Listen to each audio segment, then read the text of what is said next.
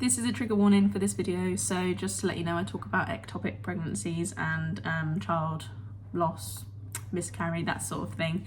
So just to let you know, trigger warning, but we'll get into the video now. Hello my lovely people, how are we? I hope we're all well.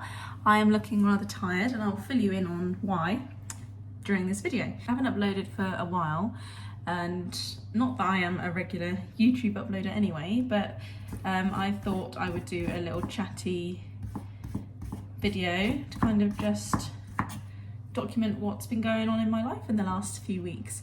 I am just cooking though, so bear with me. I'm making little one veggie lasagna today. So here I am chopping up some courgette, if you can see. I've got some butternut squash and I've just chopped up a load of onions and shallot. I'm also going to add celery, carrot, and tomatoes, just make a nice veggie ragu, which is not a ragu, but anyway, with some tomato sauce, and then I'll make a nice white cheese sauce. So we have moved house. So in the last, where are we? We are in May. We moved in January. So we've had a very busy year. Moving house, which all happened really last minute. If you want a video on the chaos of that, I am more than happy to do a little video, but that was insane. 2025 for our household has not been the best so far. Started off with some scary news with my dad. I won't go into detail about that, but I really hope that he's okay now.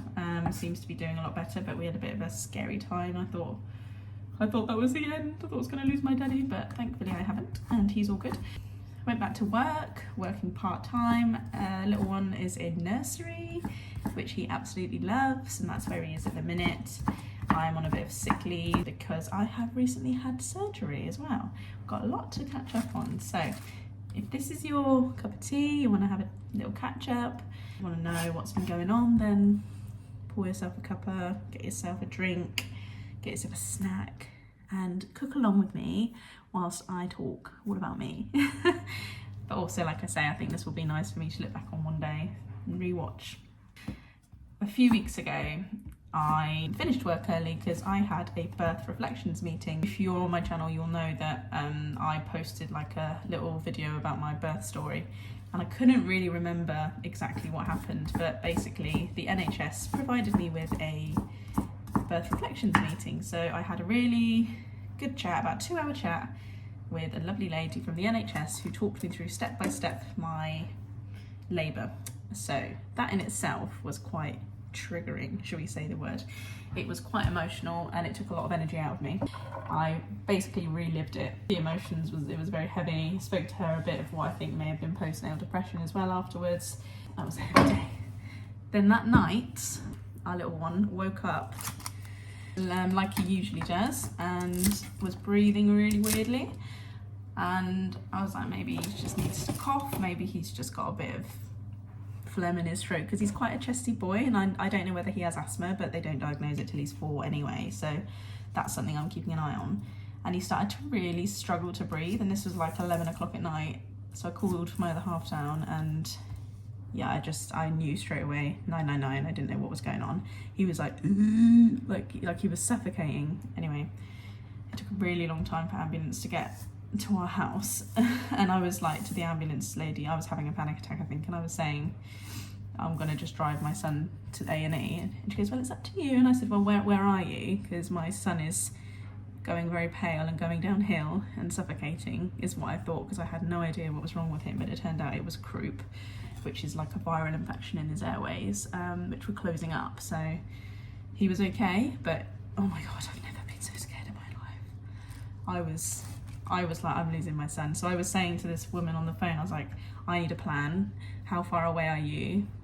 Because I need to know whether to drive my son to A&E, because it's 10 minutes for me.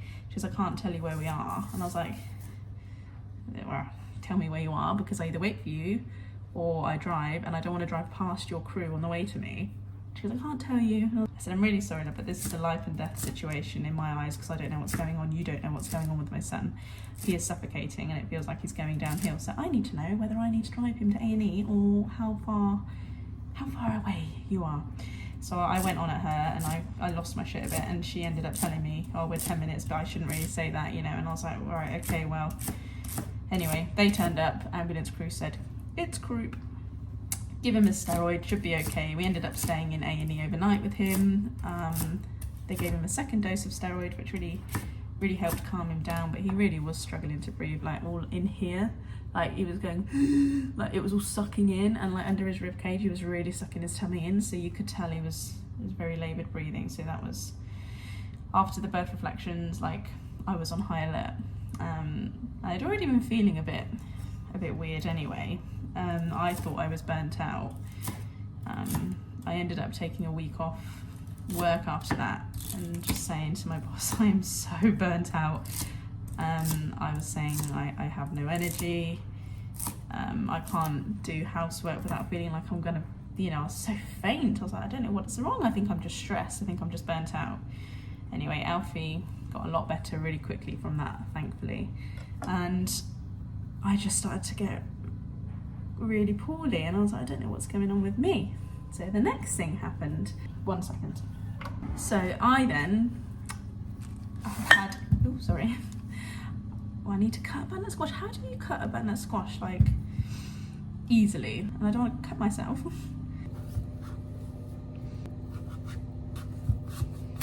Anyway, so yeah, I haven't had a regular period since having Alfie, and I think that's because, well, I thought it was because I was breastfeeding, and after having a baby, your hormones can take like a year or so, can't they, to like rebalance. So I was like, okay, well, I'm not too bothered because I'm still having one every month, but I probably a lot of the time have like two little ones, so it was all. But this month I had 2, and then I had a third one, and then it was creeping on to 4, and I was like, why am I randomly bleeding? And then it started, it was like consecutive days. So I was like, this is weird. And then one night we were putting Alfie down, and I just felt so heavy, like really heavy period cramp, and I went really faint. And I was like, yeah, something ain't right, and I was bleeding, and I was like, okay. And it was late at night, so I thought it's not A&E worthy, because you know what A&E is like, you end up sitting there till the morning anyway. I thought, I'm just gonna go to bed, just sleep in my bed. I phoned 111 the next morning. So that was on a Saturday, I think, or a Sunday. Went to urgent care. They said, are you pregnant? And I said no, because I did a test earlier on in the week or a week before, because I did think, why am I bleeding? I hope I'm not miscarrying. And this woman said, are you sure you're not pregnant? And I said, no, I'm pretty sure I'm not, but I am cramping and I'm bleeding, so maybe I'm miscarrying, I don't know. I was trying to stay calm about this whole thing. And she said, oh my God, you are pregnant, and showed me this pregnancy test. And she was really excited. She was like, oh my God, congratulations. And I was like, I started crying, and I said, but it's not good, is it? Because I'm bleeding and I'm cramping. And she goes, oh no, it's all right. People always bleed. Some people bleed throughout the whole pregnancy. And I was like, oh, and then I had like this glimmer of hope. And I was like, no, I need to be sensible here. So anyway, I said, well, yeah. Anyway, so she walked off saying, I love my job. I'm so happy for you. And I was like, oh, I wish I was as happy as you for me, because I'm not. I saw a doctor, and they said, we're not worried about you, but you could be miscarrying, so just go to the early pregnancy team on Monday. He said, but you can go to A&E if you want. And I was in pain, like not a huge amount of pain, but I was in discomfort. I said, I'm going to go to A&E, because the doctor said you'll get scans and blood tests. So I was like, okay. I went to A&E, emotions all over the place, like completely crying one minute and then felt in control the next. And then I saw a lovely doctor there, and she said, no, we don't do scans and blood tests here. You're going to have to speak to the early pregnancy team. There's nothing we can do. So she said, phone up on Monday, which was a bank holiday. She said, but they should be open on a bank holiday. You will probably get to see them on Tuesday or Wednesday. And I was like, okay. And they're like, if you get any shoulder tip pain, let us know. And I was like, okay, well, my shoulders don't hurt at all. But I'm very bloated and very sore.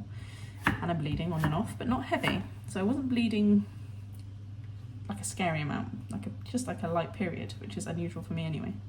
I phoned the early pregnancy team, went down to this is what happened. I went down to my mum's on the Saturday and thought, let's just get out of the house, get Alfie, some help with Alfie. And then it was that evening, maybe it was Sunday this will happen then, because it was that evening I felt really rough. I got really cold and shivery, and I got some stabbing pains in my tummy, but only like 1 or 2 at a time. And I'd used ChatGPT, and it said, go to A&E. This could be an ectopic pregnancy. And I'll explain what an ectopic pregnancy is in a minute. So my mum was cooking a roast dinner, And it got to, we were just about to eat, and I said, I can't, I need to go to A&E. So my dad drove me to A&E, where we sat for a few hours, got seen to, got told, have you got any stabbing pains in your upper tummy? I said, not now, but I did, but it has subsided. And I got told, have you got shoulder pain? I said, no.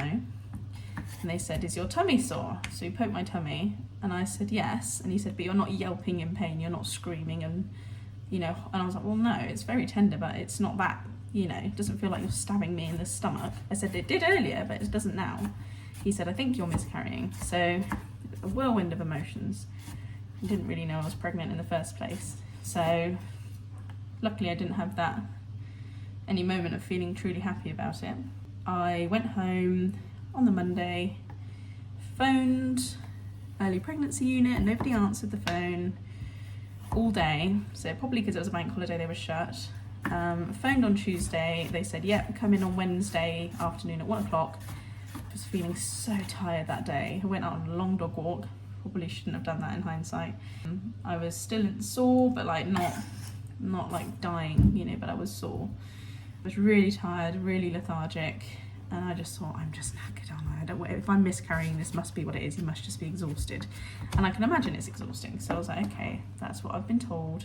That's what I'll go with. I have no shoulder tip pain. Went into the early pregnancy unit, did an internal scan, who they started then panicking, saying, you need to get to the JR immediately, to John Radcliffe. And I was like, huh? I've been told not to worry. And they're like, they were panicking. And then I started to panic. I was like, shit, what have you found? And they said, well, there's a big mass in your ovary, you know, near your ovary. We need to get you there now. I said, is it an emergency? And they said, yes. And I was like, shit. And then I got put into a side room where I was sat for like an hour waiting for ambulance. So I was like, if it's this much of an emergency, shouldn't I leave? Shouldn't I be going? Should I make my own way there? And they're like, no, we need to monitor you. So ambulance got there. They had to wheel me out. I was led on this bed being wheeled out going, what the fuck is going on? Like, what is going on? Got to the JR where my other half had to leave me and go and pick up our son from nursery. And I asked my mum to meet me in the JR because I needed someone there. And she came, and we were took into a side room where they said, we are pretty sure this is a ruptured ectopic pregnancy. And it's very lucky you've come in, and it's very lucky we've seen you now. And she said, the fact you've been to A&E twice, this hasn't been picked up on. She said, it's funny you're not showing symptoms that we usually expect. So that night was probably one of the hardest nights of my life, being told that this can be fatal. But I was in the right place. So, you know, the chances of that hopefully were very unlikely. And also I was going to go into theatre in the morning. Because with an ectopic pregnancy, what it is where a fertilised egg, well, it's fertilised outside of your womb, or at least it tries to grow outside of your womb. I need to do more research, but it was in my fallopian tube, 6 weeks old, and had ruptured, which is the dangerous part, which is when you feel the chills, is when you feel the stabbing pain, and it's usually when you feel the jabbing pain in your shoulder, which I didn't get. And my chills were short-lived and my stabbing pain was short-lived, so I think, and also the doctors think, that my body clotted it, thankfully. Whilst I was at home, they had me in overnight and would do observations on me, and I got so lightheaded overnight, and I thought it was because I wasn't allowed to drink water from midnight onwards, but in hindsight I think it may have been that I'd ruptured again, because when they took me in for surgery in the morning, which was all panicked, and I was trying to stay calm, but they were all panic stations. And they said, I spoke to the surgeon after, and she said, oh, we found a lot of, you know, active bleeding as soon as we opened you up. So I don't know, it's been a scary old time, I must say. And I'm only starting to feel a bit more myself. It's like 11 days post-op now. Anyway, I had surgery, stayed in hospital overnight. They said it was uncomplicated, but to rest. And I'm not out of the woods yet because I need to do a pregnancy test 3 weeks post-op to see if I'm still showing as pregnant. Doesn't mean that I am, sadly, but it means that there's still potentially some hormones left from the pregnancy, which they may need to remove by me taking a tablet. But anyway, it's been a whirlwind this year so far, guys. It's been crazy. It's just been one thing after the next. What with the fear of maybe losing my dad, and then the fear of maybe losing Alfie, but I think I was way more emotional about that whole thing, maybe because I was dealing with this ectopic pregnancy at the time, because I was 6 weeks on when I found out I was pregnant. So I'm still processing it and still trying to understand what happened. But yeah, that's where we're at.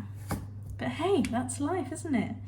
I've got to be grateful. I've got to be grateful I'm stood up right now. I've got to be grateful that I had an amazing female surgeon who seemingly did a perfect job. I have to be grateful I already have a beautiful son who I came home to and who is happy.